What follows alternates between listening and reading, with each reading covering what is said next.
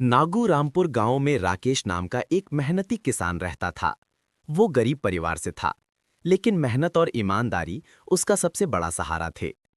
उसके पास थोड़ा सा खेत था, जिसमें वो सब्जियां उगाता और हर रोज शाम को गांव के बाजार में बेचने ले जाता। इन्हीं पैसों से उसका घर और खेत चलता था। लेकिन एक दिन गांव के कुछ लोगों ने राकेश से कहा कि वो अब गांव की जमीन पर सब्जी नहीं उगा सकता। इससे राकेश को बहुत परेशानी होने लगी, क्योंकि यही उसका रोजगार था। धीरे धीरे घर का खर्चा चलाना भी मुश्किल हो गया। मायूस होकर राकेश गांव के तालाब किनारे स्थित दुर्गा मां के मंदिर में गया। उसने मां से प्रार्थना की, मां, अब आप ही रास्ता दिखाइए। मेरे परिवार का पेट कैसे भरेगा? मैं और कौन सा काम करूं? राकेश की मेहनत और लगन को गांव का एक और किसान मोहनलाल पहले से देखता आ रहा था।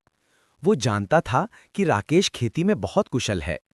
उसने राकेश को बुलाकर कहा, भाई, तुम चिंता मत करो, तुम मेरे खेत में आकर सब्जियां उगाओ। फसल बेचने के बाद जो भी लाभ होगा, उसमें से तुम्हें हिस्सा मिलेगा।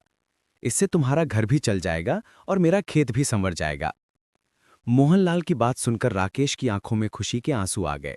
उसने कहा, भाई, आप सच में मेरे लिए भगवान का रूप बनकर आए हैं।